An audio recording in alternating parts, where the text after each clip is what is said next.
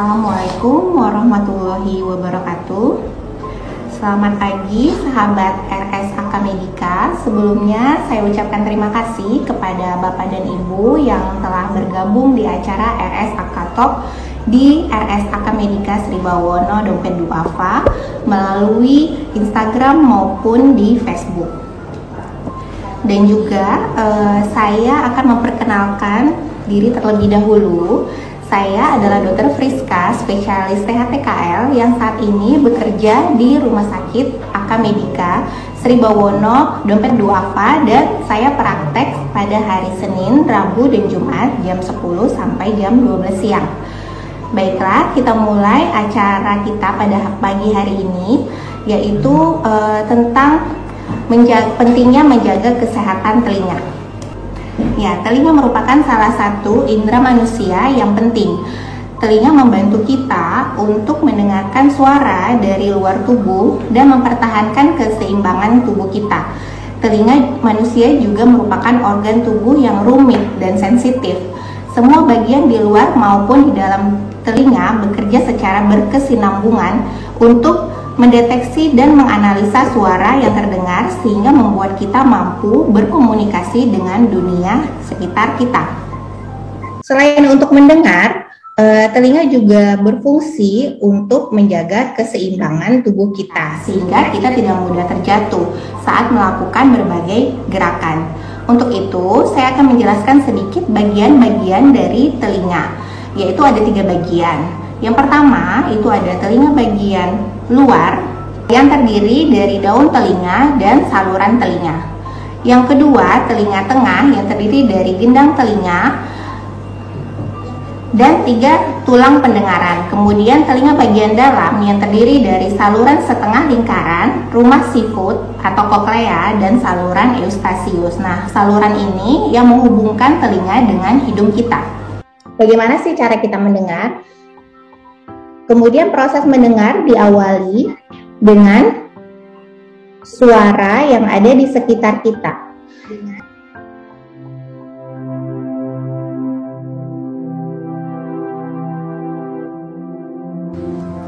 Dunia kita penuh dengan bunyi yang tidak terbatas. Tetapi sebenarnya bagaimana kita menerima bunyi tersebut? Bunyi diterima oleh telinga luar yang terdiri dari daun telinga dan saluran luar pendengaran. Bunyi masuk melalui lubang telinga ke telinga tengah. Bunyi diterima oleh gendang telinga, sebuah membran yang fleksibel yang mulai bergetar ketika gelombang suara menghantamnya.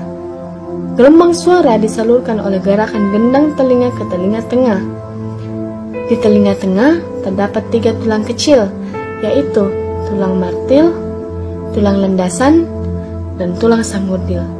Secara bersamaan mereka dikenal sebagai rantai osikular. Mereka membentuk jembatan antara gendang telinga dengan pintu masuk telinga dalam. Interaksi di antaranya meningkat dan semakin memperkuat getaran suara sebelum getaran-getaran ini disampaikan secara seutuhnya ke telinga dalam melalui jendela oval. Di telinga dalam terdapat koklea yang berbentuk seperti rumah siput.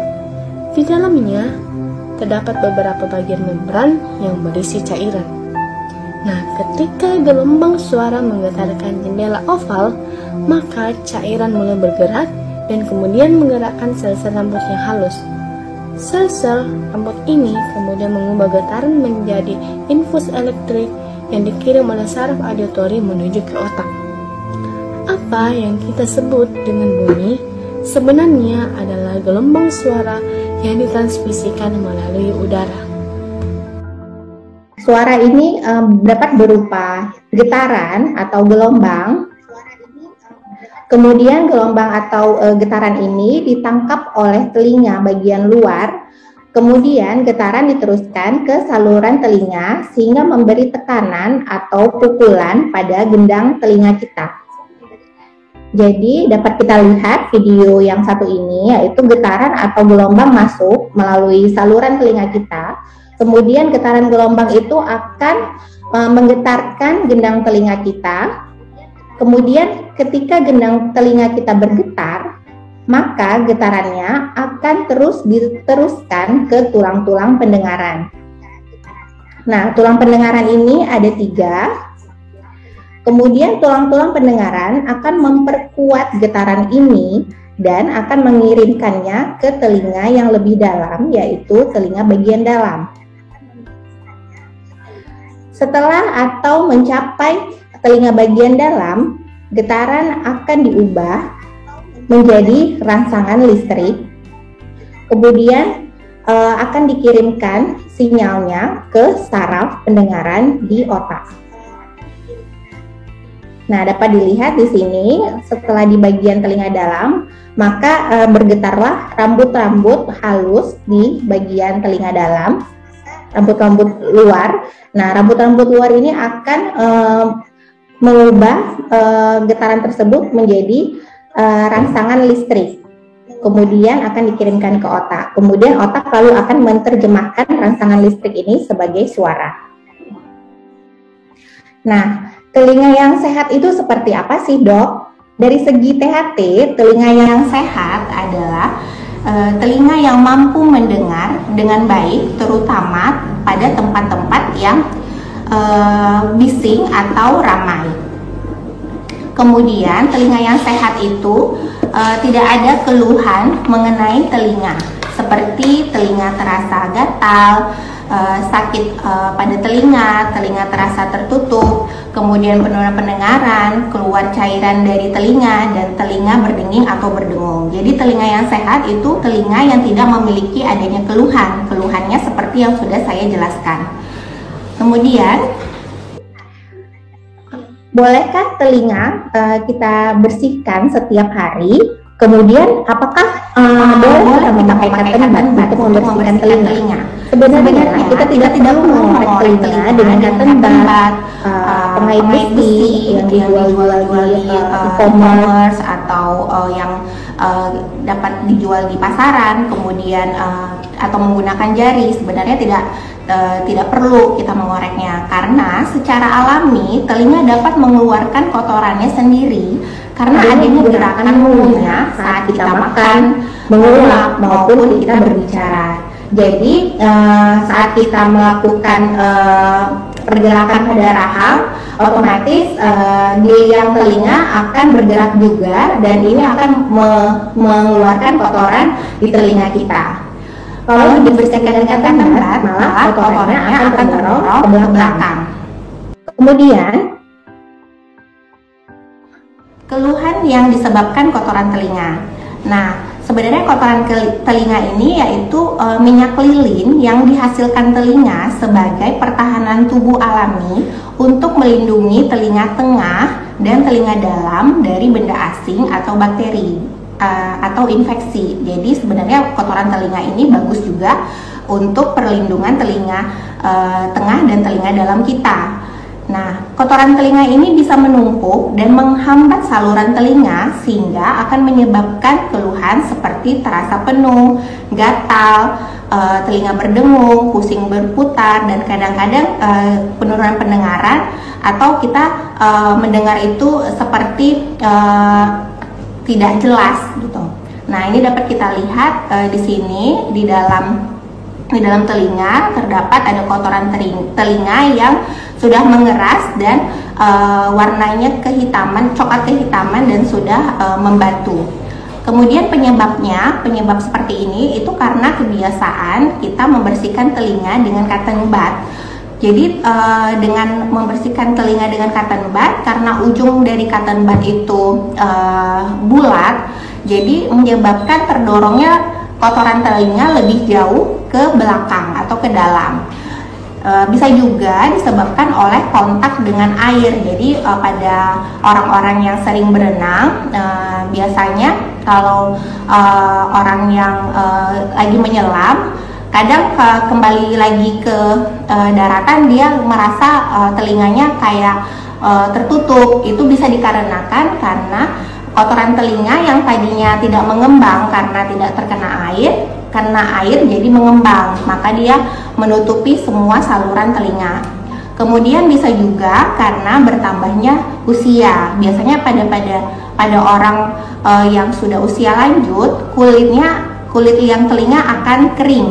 Nah, jadi pembentukan kotorannya akan keras dan cenderung menetap pada liang telinga, terutama apabila liang telinganya sempit. Kemudian, bagaimana dok ciri-ciri telinga yang infeksi? Nah, ciri-ciri telinga yang infeksi ini tergantung dari bagian telinga. Jadi di mana telinga tersebut tadi saya sudah jelaskan, telinga bagian luar, telinga bagian tengah, dan telinga bagian dalam. Telinga luar biasanya keluhannya ada telinga sakit saat disentuh, kemudian ada bengkak, kemudian merah pada telinga, kemudian penurunan pendengaran, kemudian gatal pada telinga, kemudian keluar cairan, bisa putih, bisa kuning, bisa abu-abu, kemudian dapat terjadi demam, dan biasanya ada pembengkakan kelenjar getah bening di sekitar leher atau telinga.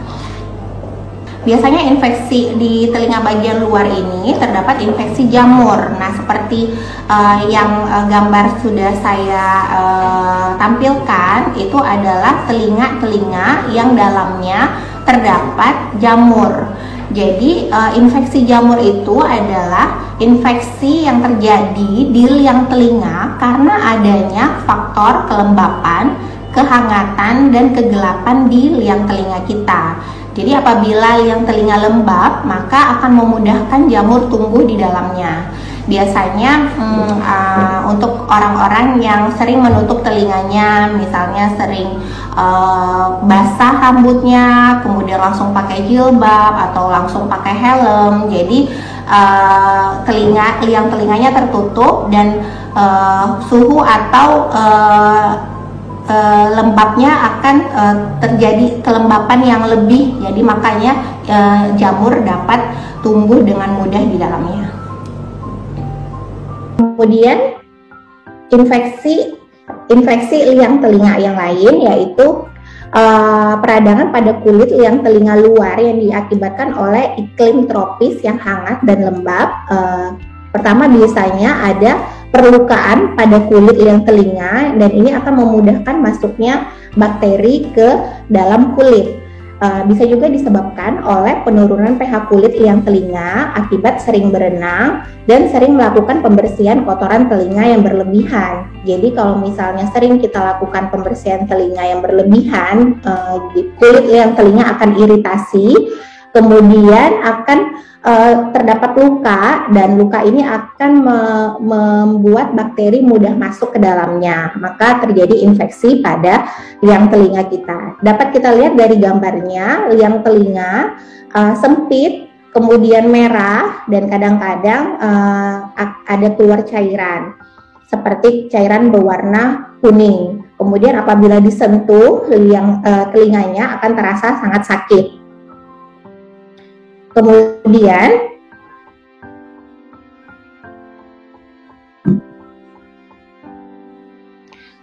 infeksi di telinga tengah. Nah, infeksi telinga tengah ini yaitu gangguan pada telinga bagian tengah yang disebabkan oleh infeksi virus maupun bakteri. Infeksi pada telinga tengah ini umumnya atau sering dialami oleh anak-anak dibandingkan orang dewasa, dikarenakan seperti sudah saya tampilkan perbandingan anatomi anak-anak dan orang dewasa. Saluran dari hidung ke telinga, yaitu namanya yang sudah saya jelaskan tadi, saluran tuba eustachius, pada anak-anak itu cenderung mendatar dan pendek dibandingkan dengan orang dewasa yang cenderung agak panjang dan dia melandai. Jadi infeksi atau kuman yang ada di hidung, biasanya anak sering batuk pilek, maka kuman-kuman yang ada di hidung dapat dengan mudah jalan atau menyebar sampai ke telinga. Makanya kalau pada anak-anak yang sering batuk pilek, kadang telinganya juga merasa sakit. Nah, ini berarti infeksinya sudah sampai ke telinga.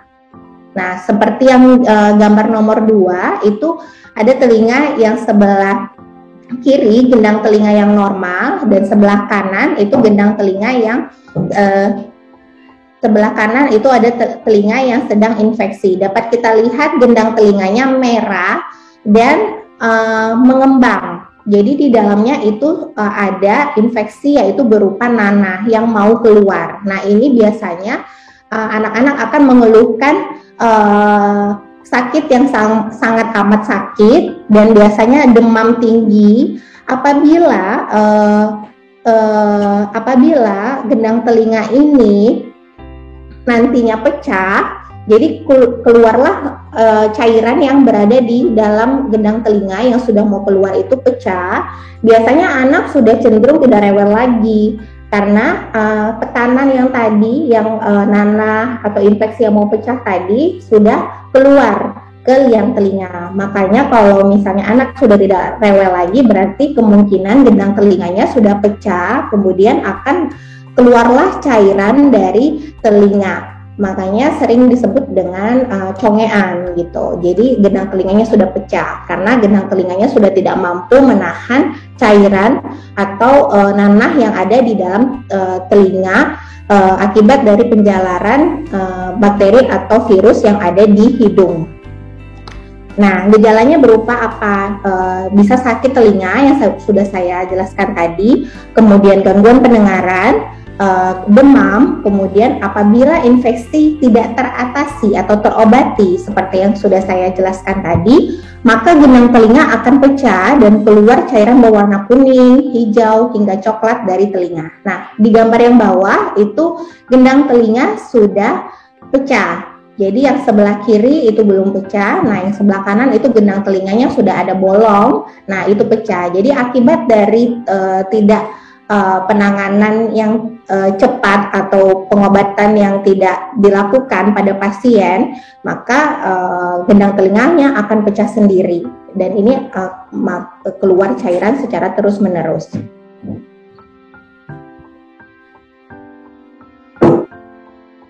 Kemudian infeksi telinga tidak diobati atau tidak sembuh, komplikasinya apa, Dok?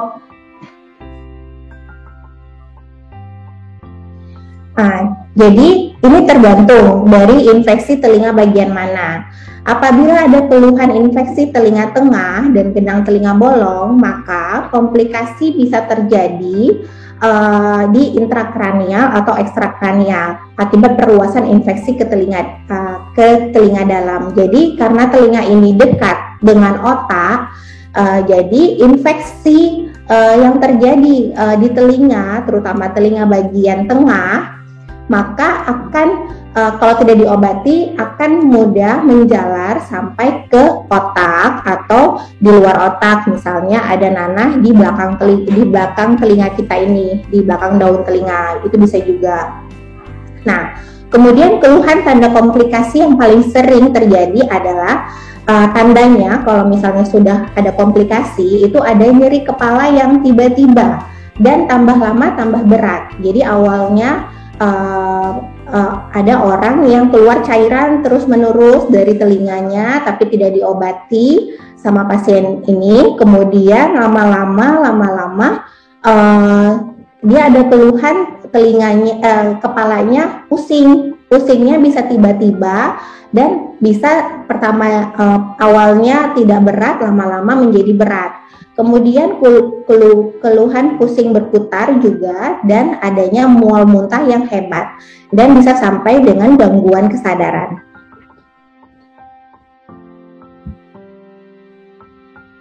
Nah, pertolongan pertama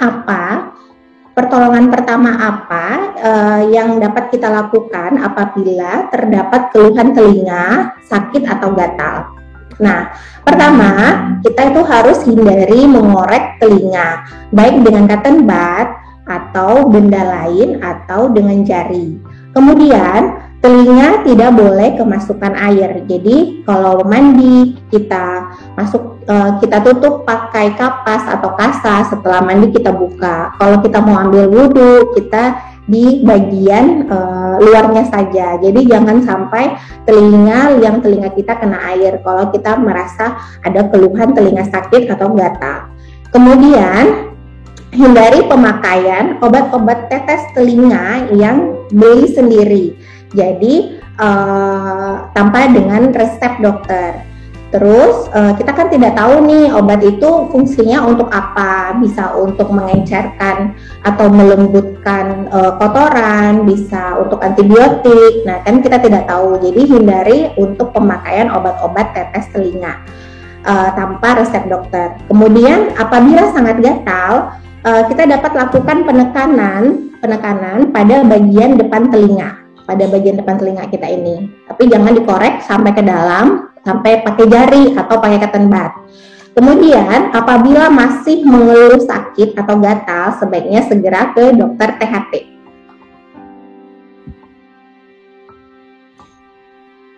Kemudian yang sering juga yaitu adanya benda asing di telinga. Nah, ini sering pasien-pasien ke dokter THT mengeluhkan adanya benda asing di telinga. Nah, benda asing ini dapat berupa benda hidup seperti serangga, semut, nyamuk, dan lain-lain, atau benda mati seperti biji, kapas, atau mutiara, mainan anak-anak gitu bisa. Kemudian gejalanya berupa apa? Gejalanya sakit telinga, kemudian gangguan pendengaran, kemudian demam, kemudian bisa keluar cairan berwarna kuning, hijau, coklat dari telinga. Nah, apabila kita kemasukan benda asing pada telinga, terutama ini sering terjadi pada anak-anak, jangan mencoba mengeluarkannya sendiri. Terkadang hal ini akan menyebabkan benda asing semakin masuk ke dalam kalau kita mencoba untuk mengeluarkannya sendiri. Kemudian yang dapat dilakukan di rumah yaitu benda asing serangga harus dimatikan terlebih dahulu dengan menyemprotkan alkohol, kemudian bisa juga dengan minyak, kemudian bisa juga dengan air garam ke dalam telinga. Jadi kita semprotkan dulu cairan tersebut agar tunggu berapa lama sampai serangganya mati. Nah, setelah mati baru kita boleh bawa ke dokter. Jadi pertolongan pertama kita matikan dulu serangganya di rumah, bisa.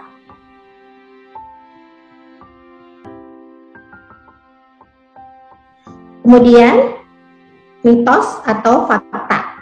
Nah, sekarang kita beralih ke mitos atau fakta ya. Jadi mitos atau faktanya telinga dapat membersihkan dirinya sendiri. Nah, ini adalah fakta. Jadi secara alami seperti yang sudah saya bilang tadi, telinga dapat mengeluarkan kotorannya sendiri karena adanya gerakan mengunyah saat makan, menguap maupun kita berbicara. Sebenarnya tidak perlu kita sering mengorek atau membersihkan kotoran telinga, karena sebenarnya kotoran telinga itu penting juga untuk menjaga kita dari infeksi atau benda asing yang masuk ke dalam liang telinga. Jadi apabila kita sering mengoreknya akan menjadi iritasi dan bakteri dapat masuk seperti yang sudah saya jelaskan tadi. Kemudian mitos atau fakta, menggunakan earphone atau headset terlalu keras dapat menyebabkan tuli. Fakta ya. Jadi karena di dalam telinga kita bisa terjadi gangguan saraf akibat volume yang terlalu besar dan digunakan secara terus-menerus. Jadi sudah saya jelaskan juga tadi bagaimana cara kita dapat mendengar. Jadi hantaran getaran yang kita dengar di sekeliling kita akan dimasukkan melalui liang telinga, kemudian gedang telinga bergetar, kemudian tulang-tulang pendengaran bergetar, kemudian dihantarkan sampai ke saraf pendengaran di otak. Nah, kalau misalnya kita mendengar headphone atau earphone terlalu keras dan lama, maka saraf-saraf pendengaran kita yang akan rusak. Nah, kalau misalnya saraf-saraf pendengaran kita yang akan rusak, ini sembuhnya biasanya permanen, tidak bisa sembuh gitu. Nah, agar tetap aman menggunakan earphone, ada triknya. Yaitu trik 60/60, yaitu maksimal pemakaian 60 menit dalam satu hari dan kita maksimal menggunakan 60% dari volume maksimal. Jadi jangan sampai kita ketiduran memakai headset atau headphone ya.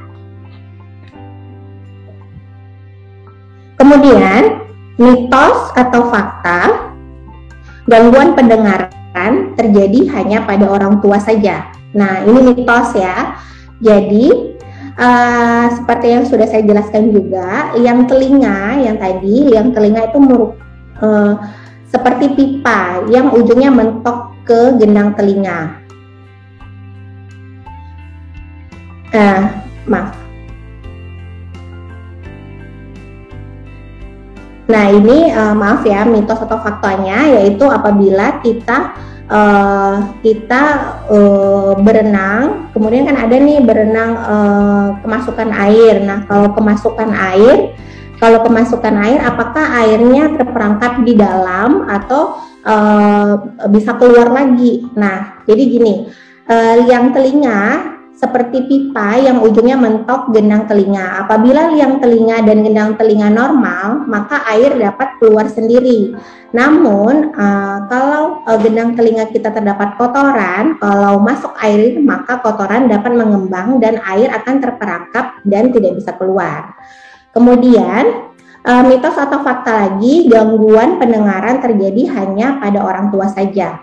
Nah, ini mitos ya. Jadi, anak sampai orang tua bisa mengalami gangguan pendengaran tergantung dari masalah telinganya.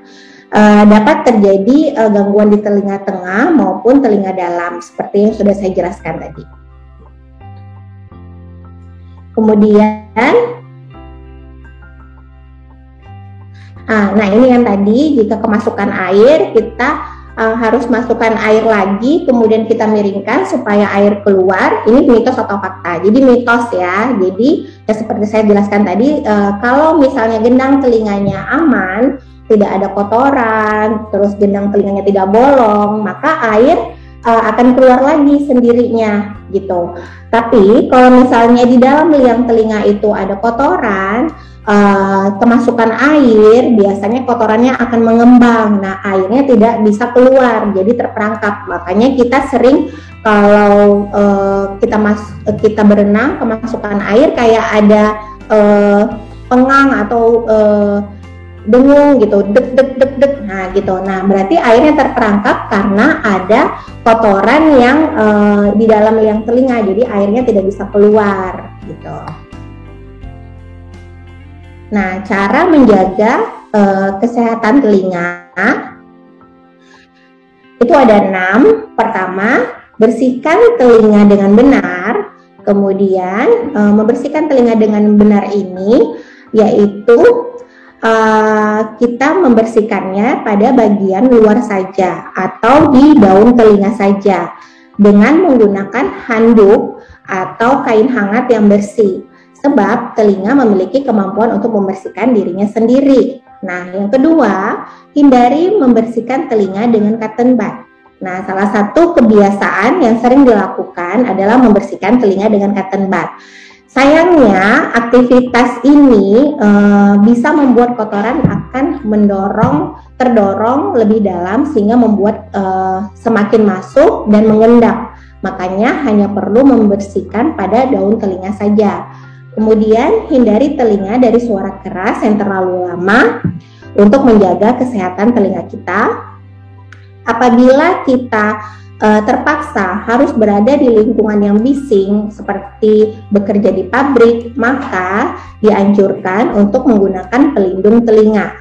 Kemudian yang keempat, hindari penggunaan earphone dalam jangka panjang. Nah, suara keras tidak hanya bersumber dari lingkungan sekitar, tapi juga pada penggunaan earphone dan headset. Agar tetap aman, seperti yang sudah saya jelaskan, lakukan trik 60/60, yaitu 60 menit sehari, tidak boleh lebih, dan volumenya tidak lebih dari 60%. Kemudian, kelima, jaga telinga agar tetap kering. Kelembapan berlebih pada telinga bisa menyebabkan bakteri masuk ke saluran telinga yang dapat memicu infeksi dan iritasi pada telinga. Maka dari itu selalu jaga telinga agar kondisinya tetap kering. Yang keenam, kita rutin periksa ke dokter THT. Periksakan rutin masalah telinga ke dokter THT setiap 6 bulan sekali. Terima kasih. Apabila Bapak dan Ibu ingin mengajukan pertanyaan seputar kesehatan telinga maupun terkait materi yang telah saya sampaikan, silakan mengajukan pertanyaan melalui kolom komentar. Terima kasih. Ini ada pertanyaan. Ini saudara dok yang maksudnya Di Instagram 2 yang ini bacain aja mas. Ini apa maksudnya? Ya, sudah ada pertanyaan ya di Instagram dari Kucak. Dok, kuping saya sering gatal, tetapi waktu saya bersihkan tidak ada kotoran dan tidak ada cairan warna kuning. Itu kenapa ya dok? Nah, ini tadi sudah saya jelaskan. Jadi biasanya kalau gatal itu karena apabila liang telinga kita ini kan sempit ya, liang telinga kita sempit terus gelap. Nah, kalau misalnya gatal, biasanya itu ada sisa-sisa air sedikit. Bisa kita karena mandi, kemudian bisa karena ngambil wudhu. Nah, kalau misalnya telinga kita basah, nah lama-lama akan membentuk, akan membuat kelembapannya bertambah lembab.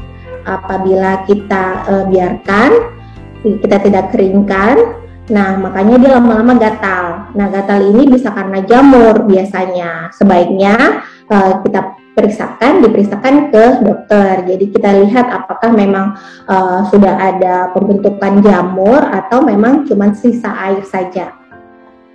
Terima kasih. Kemudian yang kedua dari Instagram Anissa Lutfiana. Assalamualaikum dok, izin bertanya, jika ada pasien dengan keluhan gatal di dalam telinga, solusinya dikasih obat apa ya dok? Nah ini dia, solusinya yang seperti saya bilang tadi, kalau terdapat gatal tapi kita nih tengah malam atau kita di rumah gitu, nggak bisa ke dokter, nah kita pertama, hindari untuk mengorek telinga, baik dengan cotton bud atau dengan jari atau dengan pengait yang besi yang ada ujungnya itu juga nggak boleh ya. Itu bisa menyebabkan liang telinga kita tuh iritasi jadinya. Bisa luka sedikit, apabila luka sedikit aja maka akan mudahnya bakteri itu akan masuk gitu. Jadi tidak boleh mengorek, kemudian telinga tidak boleh kemasukan air. Jadi jaga tetap kering. Nah, kemudian dikasih obat tetes, tidak boleh dikasih obat tetes. Jadi karena obat tetes itu kita nggak tahu fungsinya apa.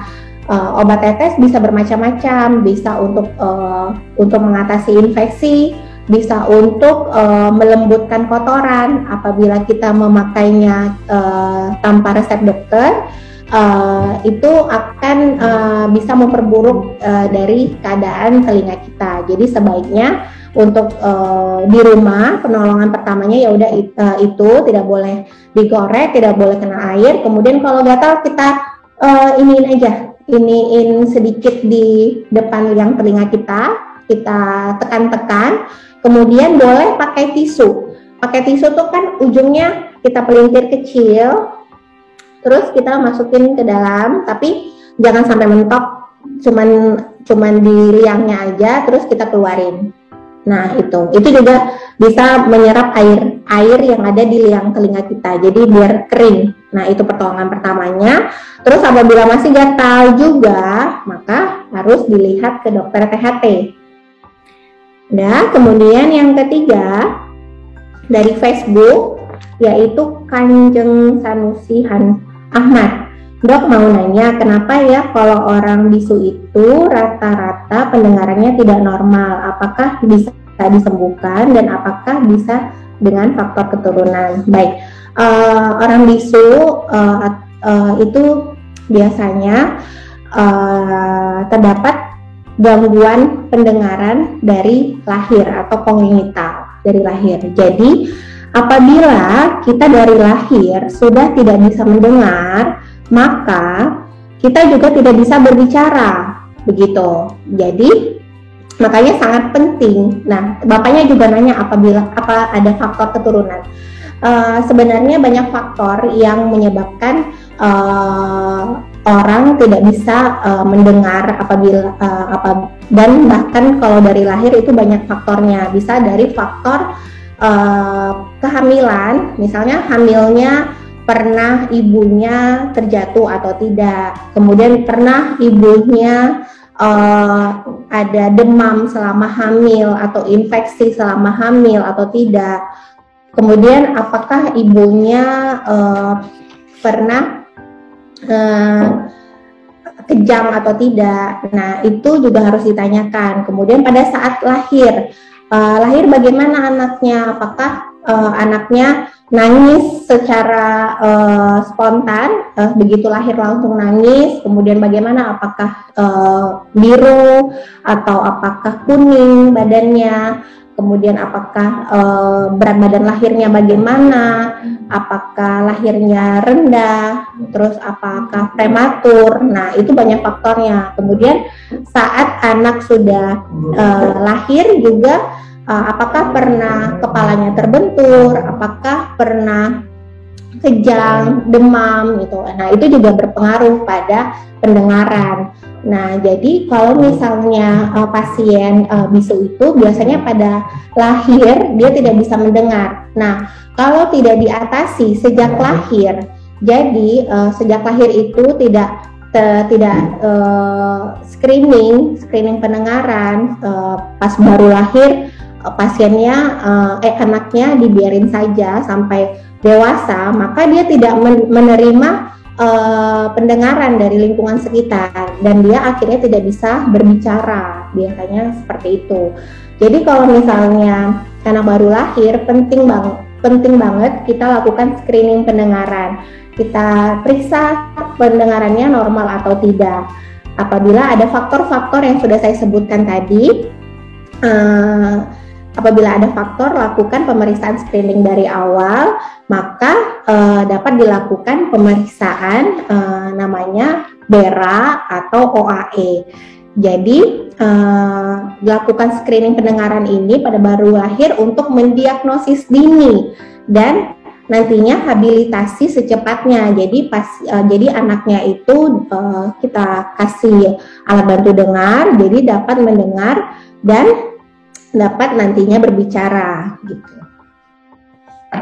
Kemudian ada lagi dari Facebook, yaitu Andre Setiawan. Dok, apakah jika telinga kemasukan air, solusinya dengan memasukkan air lagi agar air yang terperangkap di dalam bisa keluar lagi? Apakah cara itu dibenarkan? Nah, ini tadi sudah saya buat di mitos dan fakta. Sebentar ya. Nah, jadi kalau misalnya mitos dan fakta, kita berenang nih,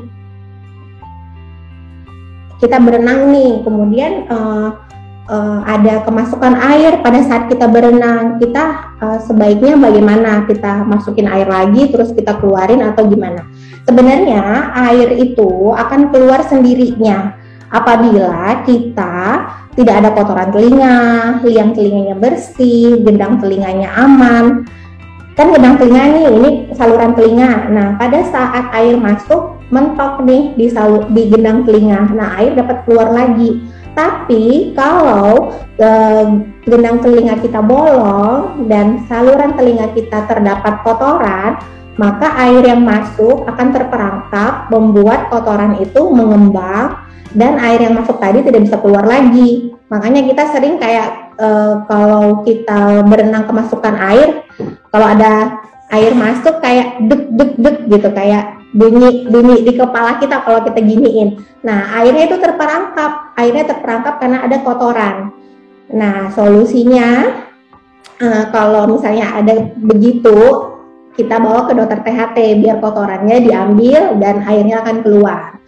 Nah, sebenarnya kalau masukin air lagi terus kita keluarin itu juga nggak masalah, tapi syaratnya harus liang telinga dan gendang telinganya harus bersih, jadi air bisa keluar. Oke. Nah, ini satu lagi dari Pak Andri juga, dan mohon solusinya jika anak balita yang kemasukan benda asing seperti batu atau mainan, apa hal pertama yang bisa dilakukan? Nah, kalau misalnya ada anak balita yang kemasukan benda asing, batu atau mainan di telinga ya, ini ada banyak sih, ada 3 cara anak-anak tersebut bisa kemasukan benda.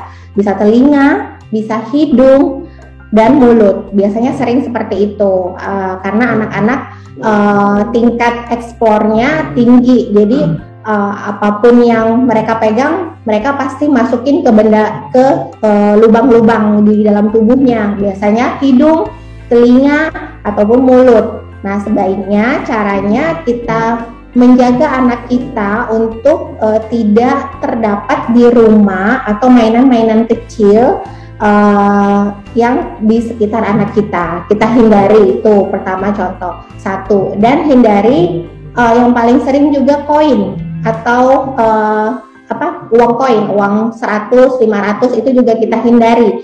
Kita simpannya yang benar-benar tidak terjangkau oleh anak-anak, karena sering pasien-pasien anak-anak memasukkan koin ke dalam mulut. Nah, ini juga sering.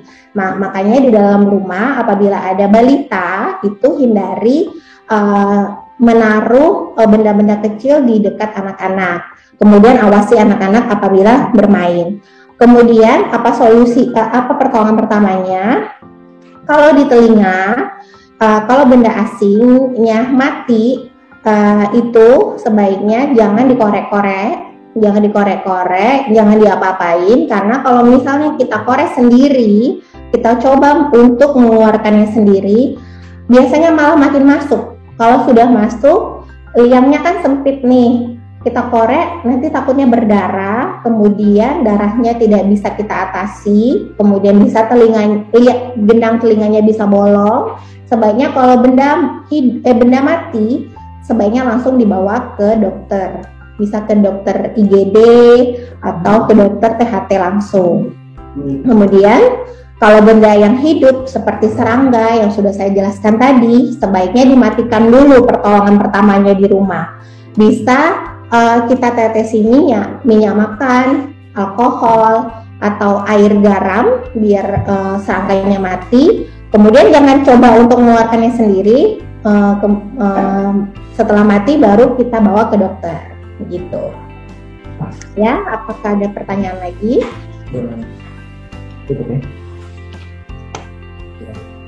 Ya, ada pertanyaan lagi dari Instagram. Muammar Hidayat, Dok, apakah benar menelepon sambil dicas bisa pecah gendang telinga? Oh iya ya, pecah gendang telinga saat menelepon sambil dicas. Sebenarnya sih mungkin itu nggak bisa langsung pecah gitu ya, karena takutnya kalau misalnya kita handphone kita cas terus sambil menelpon, takutnya kan terjadi listriknya kan terus jalan gitu, takutnya terjadi korslet. Nah, itu yang bisa terbakar handphonenya yang bisa terbakar dan bisa mengenai telinga begitu. Tapi kalau hubungannya kita cas sambil teleponan terus gendang telinganya pecah, itu tidak bisa terjadi, tidak ada hubungannya ya. Nah, terus dari Instagram Yoga Moka, dokter, kalau telinga sering bunyi itu kenapa ya? Apakah berbahaya? Nah, ini bunyi itu namanya kalau dalam kedokteran itu namanya tinnitus namanya. Tinnitus ini merupakan gejala, bukan penyakit. Nah, gejalanya bisa karena banyak faktor, bisa dari penghantaran pendengarannya, yaitu di telinga tengah ada terjadi masalah, keluhan, atau di bagian sarafnya di telinga dalam. Di telinga tengah ini biasanya kalau ada keluhan seperti tinnitus bunyi itu, kita lihat dulu nih hidungnya, karena tadi saya kan bilang hidung dan telinga itu saling berhubungan. Jadi kalau misalnya hidung ada sesuatu, misalnya sering pilek, kemudian alergi pada cuaca dingin, misalnya alergi debu, maka mukosa atau kulit di dalam hidung kita ini akan besar-besar atau akan bengkak-bengkak. Nah, bengkak-bengkak ini akan sampai ke saluran nyambung di telinga tadi atau saluran eustasius. Nah, saluran eustasiusnya itu menutup, bisa juga menyebabkan keluhan berdenging atau tinnitus tadi, atau masalah kita di saraf. Saraf itu bagian dalamnya yang penghantarannya ke otak tadi. Jadi bagian sarafnya itu biasanya berdenging itu karena sering mendengar suara keras atau mengkonsumsi obat-obatan yang merusak saraf, atau ada kolesterol itu bisa juga, atau ada darah tinggi juga bisa. Jadi harusnya diperiksakan dulu ke dokter THT, kita lihat dulu, kemudian kita lakukan pemeriksaan pendengaran, biasanya pemeriksaan audiometri dan timpanometri. Kemudian udah ya? Sudah. Satu lagi itu dari Instagram ya. Dari Instagram itu dari Arini Sadati 5. Dok, saya alergi dingin, lalu bersin-bersin. Terus, apa itu salah satu penyebab pendengaran yang berkurang ya? Terima kasih. Nah, itu tadi yang saya bilang. Jadi, benar banget. Jadi kalau misalnya kita ada alergi dingin, alergi debu, atau alergi bulu-bulu binatang, kucing atau apa gitu kan, maka mukosa hidung kita ini akan bengkak sampai ke belakang. Yang sudah saya bilang tadi ada saluran ke telinga. Nah, biasanya saluran telinga itu juga ikutan bengkak. Nah, itu yang menyebabkan biasanya pendengarannya jadi berkurang gitu. Jadi atasi dulu alerginya. Ya, sepertinya tidak ada lagi pertanyaan. Sepertinya pertanyaan-pertanyaan sudah saya jawab dan tidak ada lagi. Sebaiknya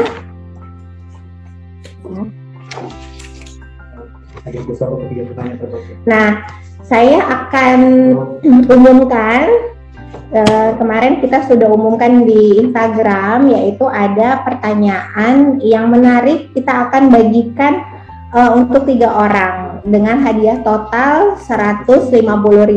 Nah, ini saya akan umumkan 3 orangnya. Pertama yaitu Kanjeng Sanusi Ahmad, yang kedua Andre Setiawan, kemudian yang ketiga Yoga Moka. Nanti bisa dihubungi oleh Rumah Sakit Aka Medika Sri Bawono.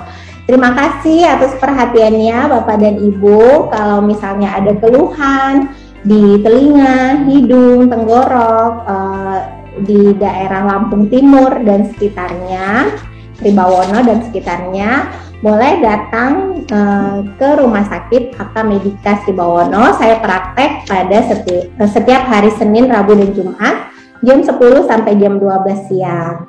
Baiklah, saya akhiri pertemuan RS Akatok kita pada siang hari ini. Salam sehat, semoga sehat selalu. Assalamualaikum warahmatullahi wabarakatuh. Terima kasih, dadah.